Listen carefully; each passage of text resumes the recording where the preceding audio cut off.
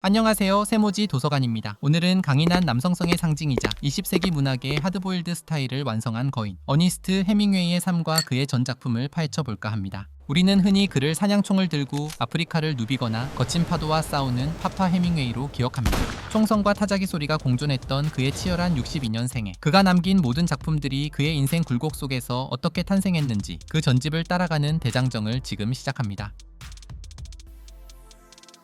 1899년 미국 일리노이주 오크파크. 겉보기엔 평화롭지만 어머니의 기이한 통제 속에서 자란 소녀는 일찌감치 집 밖으로 돌았습니다. 그는 대학 대신 기자가 되기를 택했고 곧이어 1차 세계대전이라는 거대한 소용돌이에 휘말립니다. 이탈리아 전선에서 구급차 운전병으로 근무하던 그는 다리에 수백 개의 파편이 박히는 중상을 입습니다. 이때의 육체적 상처와 밀라노 병원에서 만난 간호사 아그네스에게 당한 시련의 상처는 평생 그의 문학을 지배하는 트라우마가 됩니다. 전쟁 후 미국에 적응하지 못한 그는 첫 번째 아내 헤들리와 함께 예술의 도시 파리로 떠납니다. 그곳에서 에즈라 파운드, 거트루드 스타인 같은 멘토들을 만나며 길 잃은 세대의 일원이 되죠.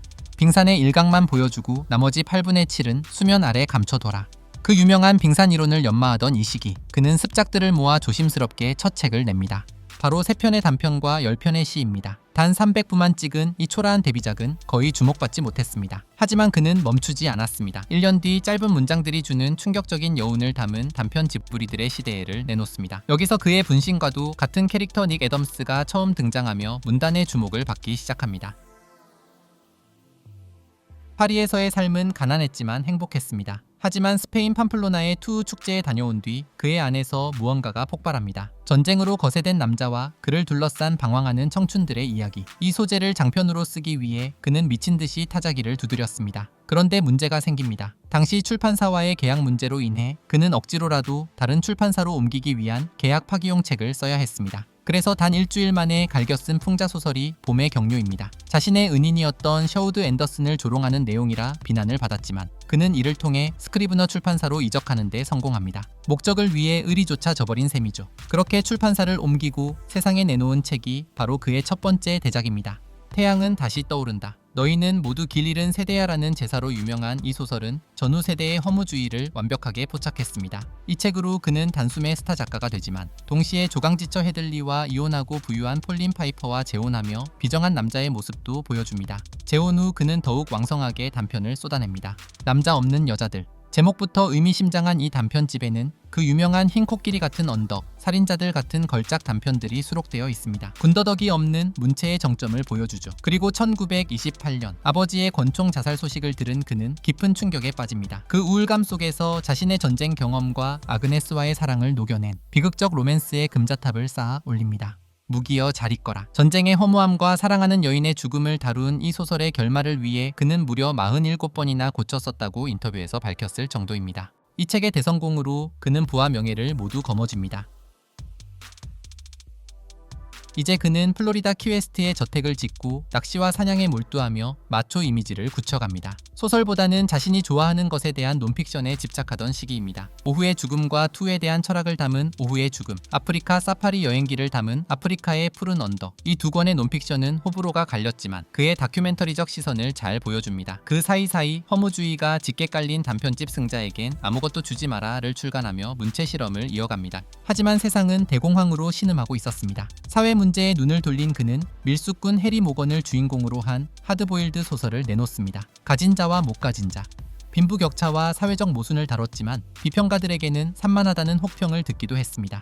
그리고 운명의 스페인 내전이 발발합니다. 그는 종군 기자로 전장에 뛰어들었고 그곳에서 세 번째 아내이자 야망 넘치는 기자 마사 게론을 만납니다. 이 시기 그는 유일한 희곡 작품인 제5열을 썼고 이를 묶어 제5열과 첫 49개의 단편들이라는 방대한 단편집을 출간합니다. 전쟁의 참상을 온몸으로 겪은 그는 1940년 자신의 최고 걸작 중 하나를 세상에 내놓습니다. 누구를 위하여 종은 울리나. 스페인 내전 중 다리를 폭파하는 임무를 맡은 로버트 조던의 3일간의 이야기입니다. 이데올로기보다 중요한 것은 인간의 존엄이라는 메시지를 던지며 그는 작가로서 정점에 오릅니다.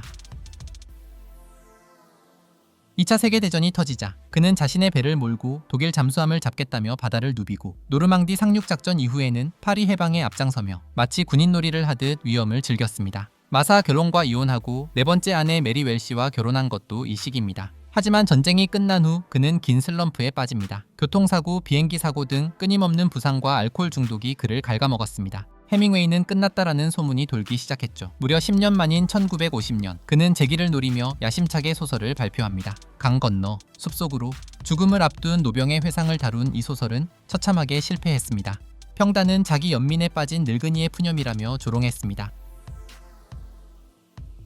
모두가 그를 비웃을 때 해밍웨이는 쿠바의 바다를 바라보며 이를 갈았습니다. 나는 아직 끝나지 않았다는 것을 증명해야 했습니다. 그는 8주 만에 원고를 탈고합니다. 노인과 바다, 84일간 고기를 잡지 못한 늙은 어부 산티아고와 거대한 청새치의 사투. 인간은 파괴될지언정 패배하지 않는다는 불멸의 문장을 남긴 이 중편 소설은 전 세계를 감동시켰습니다. 이 작품으로 그는 1953년 퓰리처상, 1954년 노벨 문학상을 거머쥐며 화려하게 부활합니다. 하지만 영광은 짧았습니다. 아프리카 여행 중 2번의 경비행기 추락 사고를 당하며 그는 내장 파열, 두개골 골절 등 치명상을 입습니다.